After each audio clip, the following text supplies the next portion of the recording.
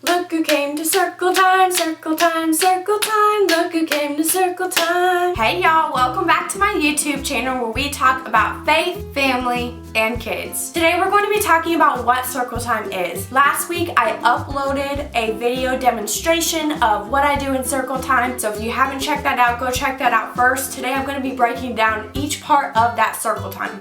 First, you want to make sure that your circle time is held in the same exact spot every day. As I've said before, a child is going to thrive on routine. So if you are sitting in the exact same spot, whether it's a special rug, a place that you are going to be going to every single day, if you're switching up where you're having circle time, that child is not going to find a pattern or routine in it and is going to lose interest quickly. So do the circle time in the same place and if you can, around the same time every day. I suggest you do it in the morning. The child is going to be the most alert. Towards the afternoon, they're going to be more tired. They will have spent more of their energy throughout that day, whether they've had a nap or not. So I would try to aim for morning time. And a lot of times if I miss that time slot, I just don't do circle time, and that's okay. You do want to shoot for doing circle time every single day, at the same time every day, in the same place every day. I do recommend choosing a place that has some wall space so that if you need to put something up on the wall,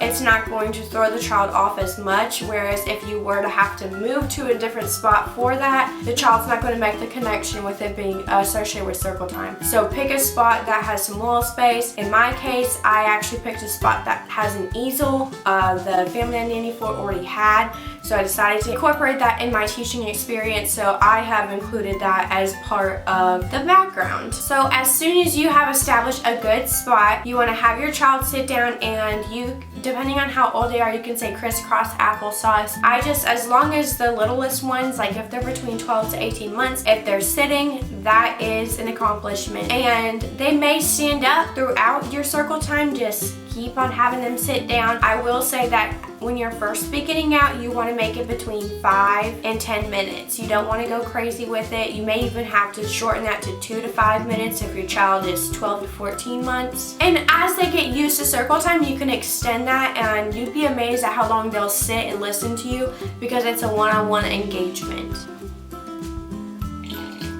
I saw a video the other day that said if you slurp your coffee or slurp your drink that it's supposed to taste better. I mean, I love me some coffee no matter how I drink it, but there you go. Starting out, your introduction also needs to be the same song every single day that you start your circle time out with. So I do a song that's called Look Who Came to Circle Time. I did not put it in the demonstration video because I had little ones turning around towards the camera, and to protect the privacy of those little ones, I did not want to show their faces. So I will go ahead and demonstrate that song for you now. That way you know what song that is. I've used it in 2 preschools that I worked in, and it's worked really well for a group setting. Even if you only have one child though, it will still be fun. Okay, so the song goes like this. Look who came to circle time, circle time, circle time. Look who came to circle time. Then you say the child's name. Bobby did. And then you encourage Bobby to wave to the group. A lot of times if the children are older, they can wave back to that child. So whenever Bobby's saying hi, the rest of the kids are like, hi Bobby. Then you can do that if the children are closer to 3 or 4, they're gonna be able to pick up on that a little easier. Now the kids that I nanny, they are just a little over 2 years old. For my circle time song, I actually go a little faster because it added a fun element. The kids were kind of getting used to the song, and they're old enough to notice that it's fun if we speed it up. So I'll do something like this. Look who came to circle time, circle time, circle time, look who came to circle time. And then I would say their name, and they just think it's the greatest thing in the world. I did this as young as 12 months, and they're engaged, they're patting their legs, they're super excited, they'll wave. So they're still engaged with this song even if they don't sing with you. If you watch my demonstration video, you'll see that I actually sing a lot of songs in order to keep interest in my circle time, and they don't really sing with me. They're not old enough to really put that together. Sometimes the kids will kind of try to copy melodies and the sounds that they're making, but they're not quite where they're singing yet. This does not mean that if your child is too young to be singing that you should not include songs in your circle time. We're going to talk more about how important it is to do that. Another part of my introduction is I do a days of the week song. If you'd like to see that, check out my last video where I do that circle time demonstration and I do include that song in there. I'll link it down below.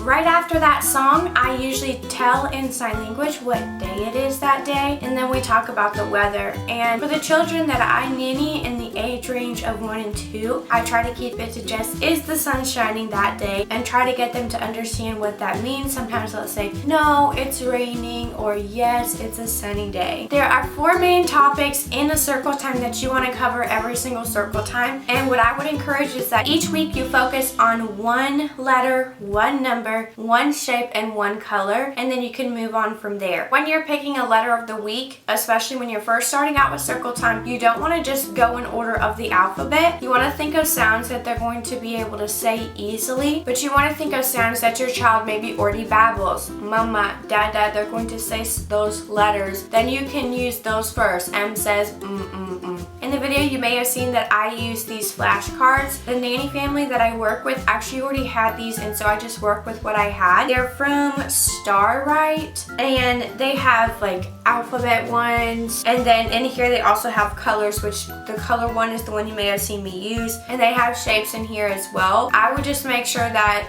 whatever cards that you get, you're going to be able to explain them, or you think that they're easy for a child to explain. For example, a lot of things in here, when they're trying to describe a shape, they'll show something like this to make it like a real life application. The only problem with this is if a child sees this and you ask them what shape it is, if they know what a Dorito is, they're going to say Dorito, and they're not going to make the connection. So this may be for an older child. So I try to stick to things that are going to make sense to a young child. Whenever I first started out doing letters in my circle time, I wanted them to get the sound just so they understood the concept of copying me, because it's easy for a 12-month-old to make the same sound as you and to copy you. They love to do it anyways. So for example, in the first one, some of the kids kind of actually already knew what an apple was, so they wanted to say apple every time. So what I would do is I would cover up the picture. I would suggest if you can get flashcards that don't have pictures on one side, at least, that you get those. Those are going to be like your best option. Otherwise, they're going to associate that letter with one particular item, and it can be confusing. So you want them to focus on the fact that this is what says ah, ah, ah. So what I would usually do is I would just show the card and say A says ah, ah, ah. And then I would say your turn, and they'll say ah, ah, ah. So that's what you want them to do. They may not say the whole phrase, A says, blah, blah, blah. They're going to get the idea of at least the sound. When they got to the point where I would show them this and they would just say, ah, ah,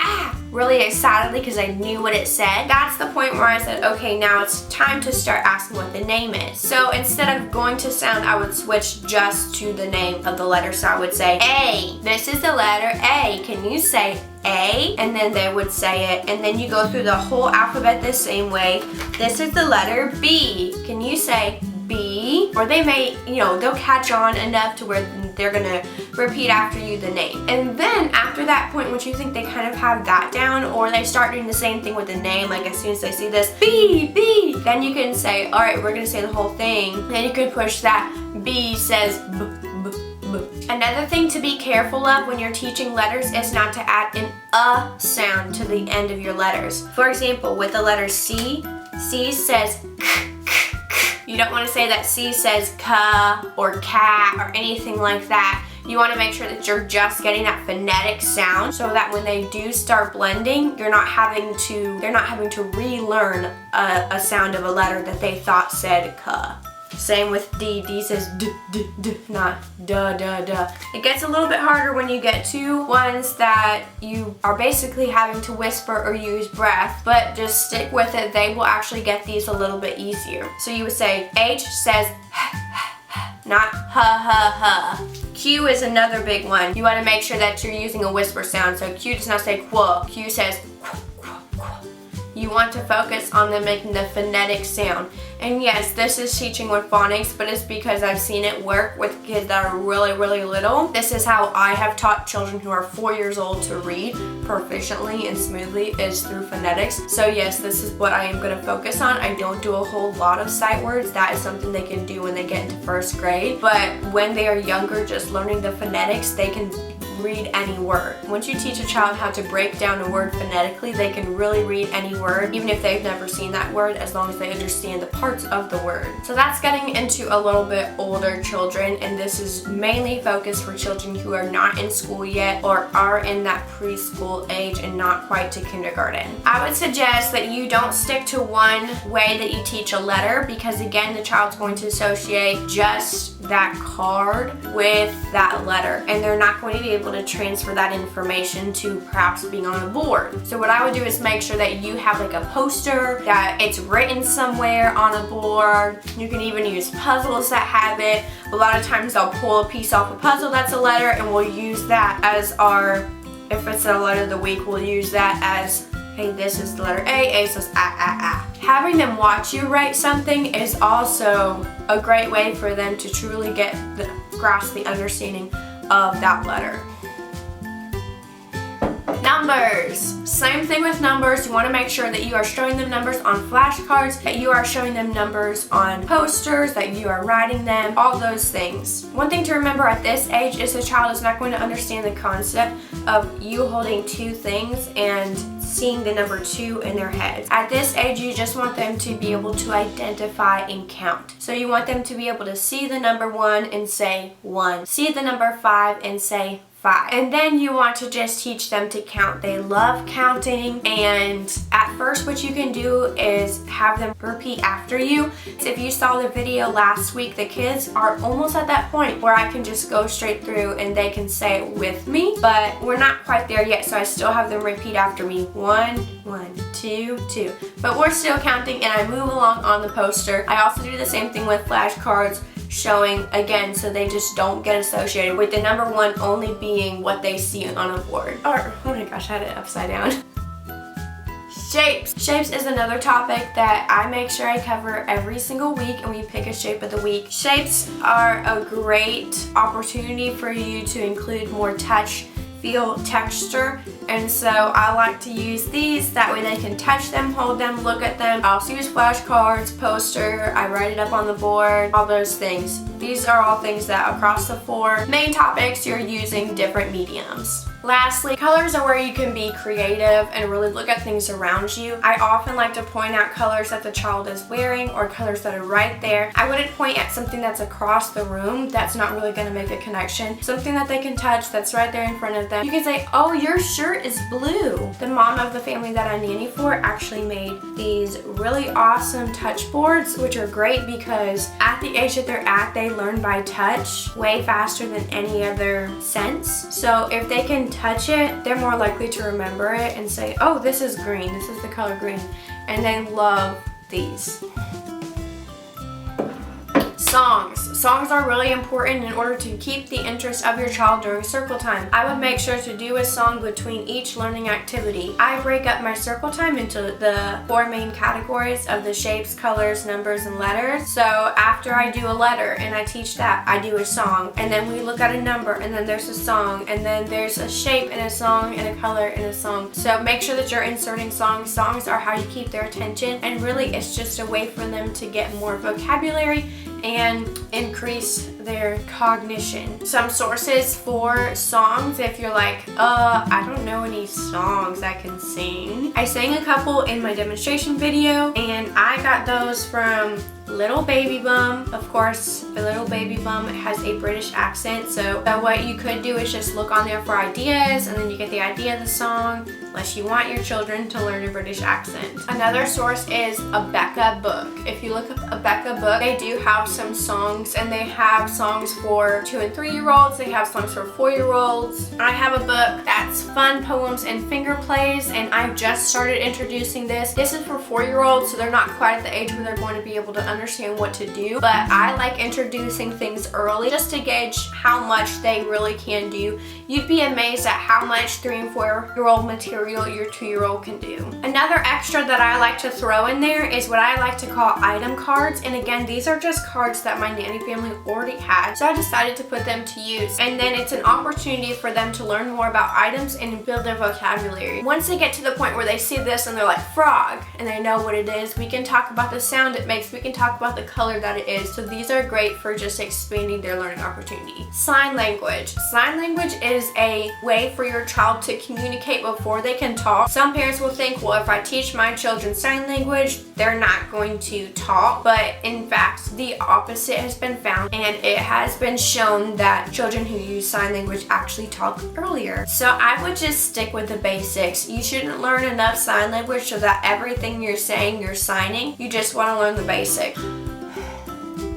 If you watched last week's video, you saw where I did signing for green, which is just the letter G and you shake it. I would look up sign language for letters, shapes, numbers, and colors, but also basics, shapes that a child is going to come into contact with daily. I used the sun. At the end, you'll see I said, all done, go play. I would suggest you do not look into baby signs for learning. Baby signs are okay if you're trying to communicate with your baby on whether they need to go to the bathroom or whether they want to drink or whether they want to sleep. Those are all really good signs for a baby when you're outside of the circle time. When you're inside circle time, you want to make sure that you're using actual American Sign Language.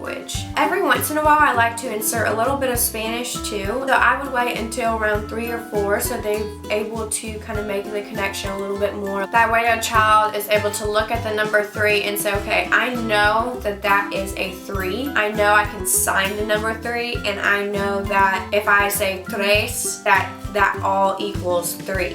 For a child that is younger, they're not going to quite understand it and they may get confused. Make sure that you're not sitting in a chair for circle time. You want to be on their level on the floor so that they are eye to eye with you. If you have several children, make sure they're sitting in a circle. That's why it's called circle time, because everyone needs to kind of be on the same level, and you need to be able to look all of them in the eye and all of them be able to participate. So if you are a teacher of a class, I would suggest that you have your children sit in a circle. If you have a square rug, they have spots on the rug they can sit, then you can do that as well. There just needs to be an opening in the middle where there's no distractions and they're looking at you. No distractions is important. Turn off the TV, turn off the music, make sure that any other distractions you can think of are off and away. That means if one of my kiddos come to circle time with something in their hands that's a toy, I will let them have it at first. If I see them playing with it, that's when I take it away. I don't know if you noticed that or not in the circle time video demonstration that I did end up taking something away. Another thing that you may have seen me do in the circle time demonstration video is I ended up pushing some of the kids back and away from me. That was because the closer they are to me, the less I'm able to interact with everyone involved. So I want to give them some space so that everyone there can be a part of it. There are a couple times where one of the kids was back here and I had to keep looking back and trying to include him. So you want to try to be in the space that makes it easier for everyone to be involved. That way they're not losing focus. That's all we have time for today. If you have any questions or you want me to do any more demonstrations of how I do circle time or what things I use or how I would do something, please leave your comments below. If you like this video, hit subscribe, hit the like button. Thanks so much for watching, and I'll see you next week.